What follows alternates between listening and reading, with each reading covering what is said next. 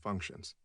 Each and every time she had been around him had been difficult, and returning home from college had been the worst.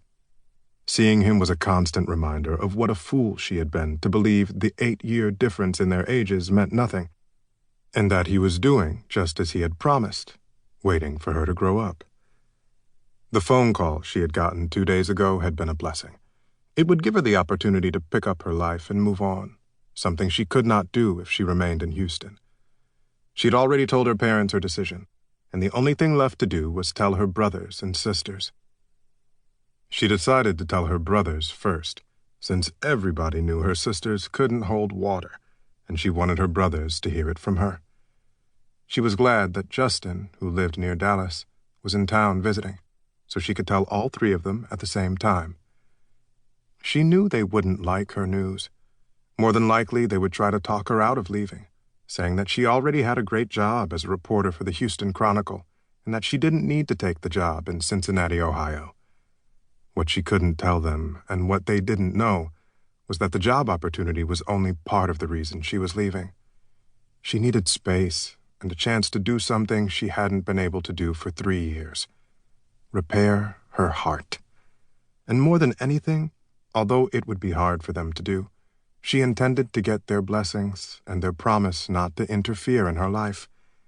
She would not be satisfied until they finally acknowledged that she was no longer a little girl, but a grown woman. If their parents could accept that, then it was time her brothers did as well. "Christy, Mom and Dad said you wanted to see us." She slowly turned around and met 3 pair of curious and intense eyes. She shifted her gaze from one to the other, smiled, then said softly, "Yes, I have some news that I want to share with the 3 of you."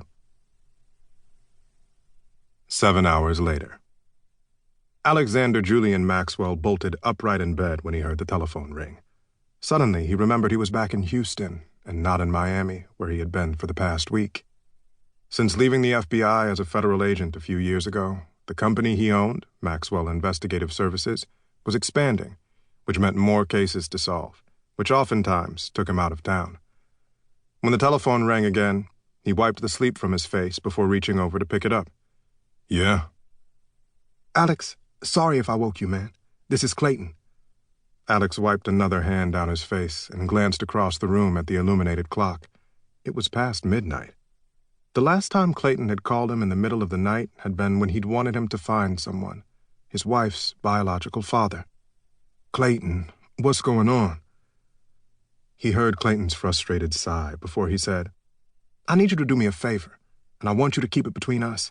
That includes not telling Dex and Justin." Alex lifted a brow. "What is it?" "Do you still fly into Cincinnati occasionally to check on that business interest you have there?" Alex knew Clayton was referring to the rental properties he had recently acquired as part of his investment portfolio. "Yes. Why?" "Whenever you go there, I'd like you to check on Christy, but do it discreetly because—" "Christy? Why would Christy be in Cincinnati?" "She's moving there." "What?" "Yeah. We were surprised as hell, too. She broke the news to me, Justin, and Dex this evening. She's taking a job there, claims it's an opportunity of a lifetime." Alex took a deep breath, not believing what he was hearing. Christy was moving to Cincinnati? He couldn't believe the Madarises were letting her move way across the country, considering how overprotective they were of her. Her leaving home to attend college was one thing, but permanently relocating to another state was altogether different. "And you, Dex, and Justin are okay with it?" "No, we aren't okay with it, but we didn't have much choice. With the folks giving her their blessings, of course they expected us to give ours." Alex shook his head. "And the 3 of you did?" "Yes, grudgingly, and we even promised not to interfere." "But you are," Alex pointed out. "Yeah, I need to know she's okay. So will you do that for me?" Alex wiped another hand down his face. "Yeah, I'll check on her whenever I'm in Cincinnati." "Thanks, man. I owe you one." "Don't mention it." After hanging up the phone, Alex closed his eyes and inhaled deeply. Reopening them, he had thrown back the covers to sit on the side of the bed when the phone rang again. Thinking it was Clayton calling back, he quickly picked it up. "Yeah?" "Alex,